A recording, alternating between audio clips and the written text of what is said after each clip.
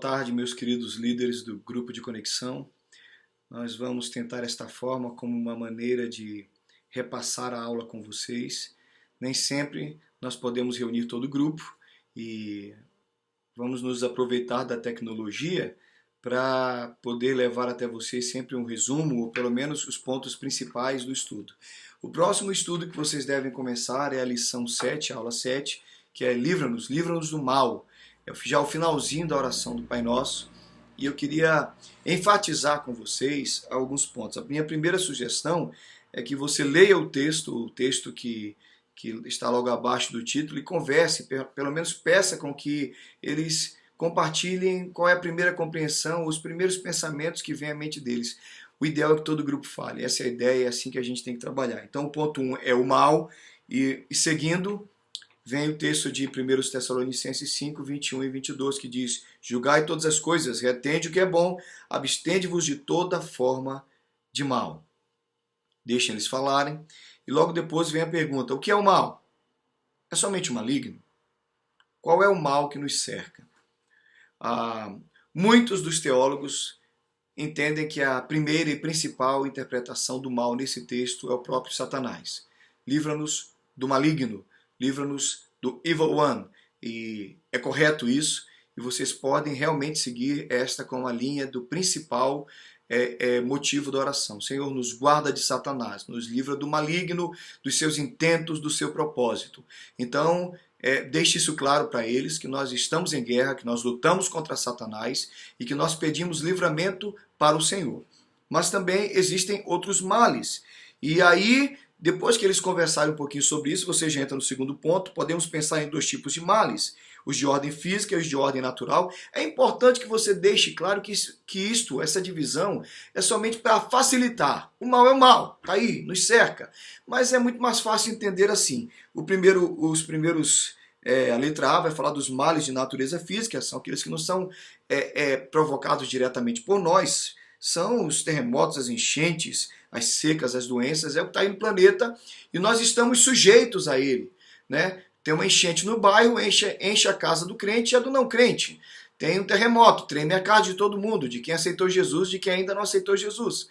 Então, estando nesse planeta, nós estamos sujeitos a esse tipo de mal, é o mal de natureza física. Os nossos irmãos que estão lá numa região desértica estão passando calor e sofrendo com as secas, e também os que não são cristãos estão passando por isso. Este é o mal que está aí. Claro que se você voltar ao princípio e entender que a queda provocou toda esta descompensação do planeta, o pecado é, como sempre, a raiz de tudo isso. Mas é apenas para dividir, para entender. Tá claro, querido? E vem os males de natureza moral. As guerras, violência, pobreza, roubos, são resultado da pecaminosidade presente no homem. Então, o assassinato é visto nesse mal, que vem alguém com intenção maligna e mata o outro, rouba. Então, este processo, nós também devemos pedir livramento desse tipo de mal. Estamos aí, vivemos nesse planeta, é o Senhor que nos livra. Então, vem a pergunta, no terceiro ponto: o mal atinge somente os maus? Lembre-se que o mal com L, né, que é o contrário de bem, e logo depois a palavra maus, mal com U, que é o contrário de bom. Então, o mal atinge somente os maus?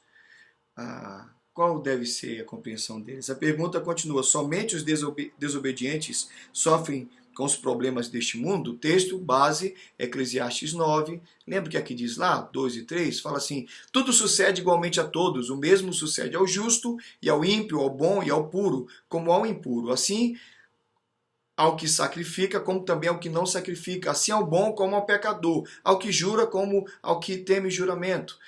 Então, o texto está aí para nos dizer que os males, como eu falei antes, os males que cercam este planeta nos atingem, e às vezes a gente pensa: então eu nunca vou ter um acidente de carro porque eu peço para Deus me livrar. Estas são questões que vocês devem perguntar e clarificar a mente deles, principalmente da teologia da prosperidade, que diz que a partir do momento que eu oro para Deus me livrar do mal, nenhum mal vai me atingir. Não, mesmo quando nós oramos e mesmo quando nós pedimos, ainda assim o Eterno, na sua soberana vontade, pode permitir que alguns males nos atinjam. Mas nós não devemos deixar de de pedir o livramento do Senhor e, claro, dar glória para Ele. Certo? Como você entende a palavra mal no texto de Mateus 6,34? Aquele texto que o Senhor Jesus diz, basta a cada dia o seu mal. Então o dia é mau, o dia é ruim, mas eu não peço para Deus abençoar o meu dia. Provoque estas questões na mente deles e no final, claro, você deve ajudá-los a entender que, porque nós vivemos neste mundo e nós estamos debaixo das coisas ruins que ainda existem na natureza, neste século, que ainda o pecado impera na vida de muitos, nós sofremos ainda as consequências disso, por isso nós temos os males do dia a dia. Não é que Deus nos amaldiçoou, mas nós vivemos debaixo deste tipo de sistema, então nós temos momentos ruins, todo mundo sabe disso, dias complexos, dias problemáticos.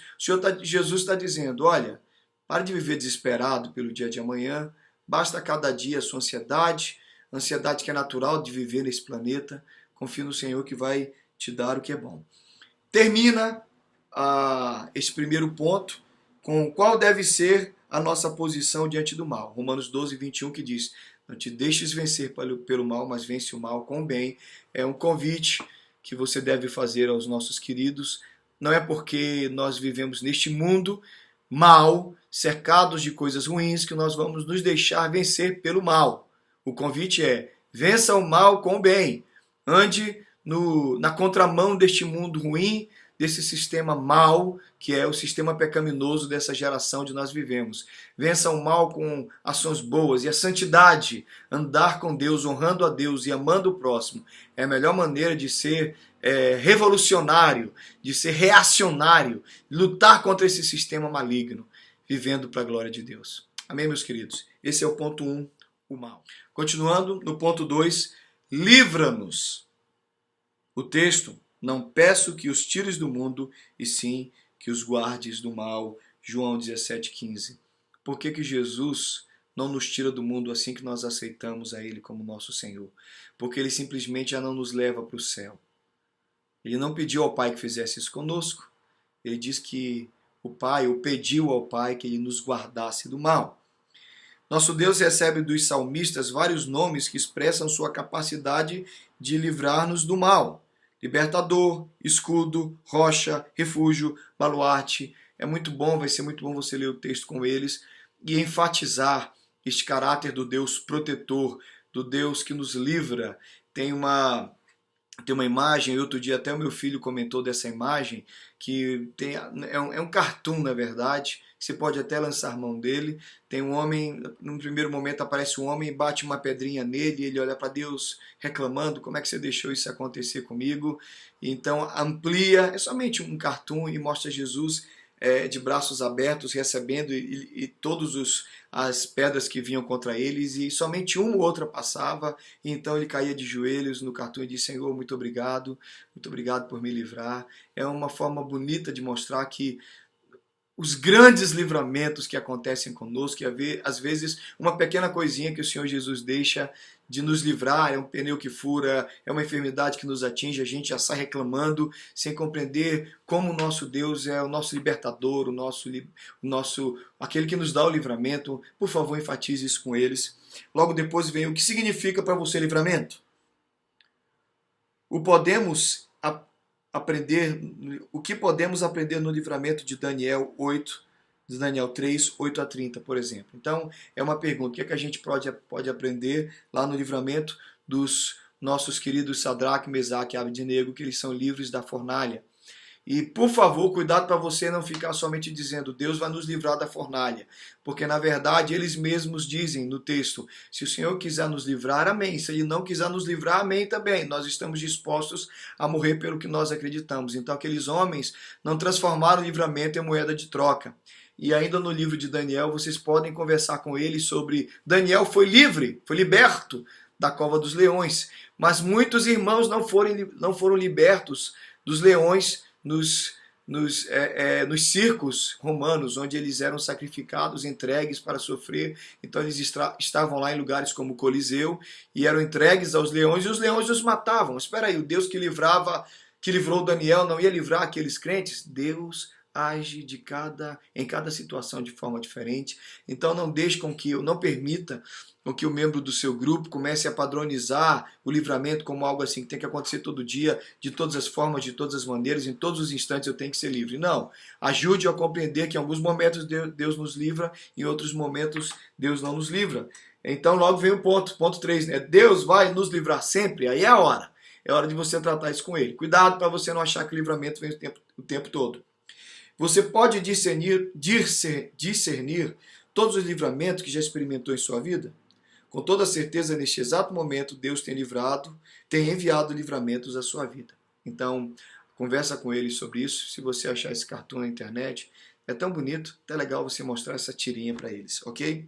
A palavra nos exorta a contar nos livramentos do Senhor.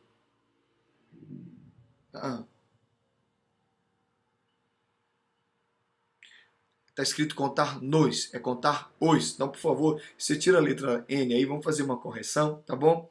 As cópias já estão tiradas, então você só me ajuda a corrigir. A palavra nos ensina a contar os e não nos livramentos do Senhor. Salmo 118, 17. Você pode contar alguns. Aproveita esse momento, então, da aula para dar liberdade para livramentos antigos e novos. Deixa o pessoal contar de quantas vezes eles reconheceram que foram libertos de situações difíceis pelo Senhor. E aproveite você também para contar os teus momentos e aproveite também para lembrar que muitos livramentos não foram vistos. Então o último ponto da aula é o ponto 3, pois teu é o reino, o poder e a glória. Por que a oração termina desta forma?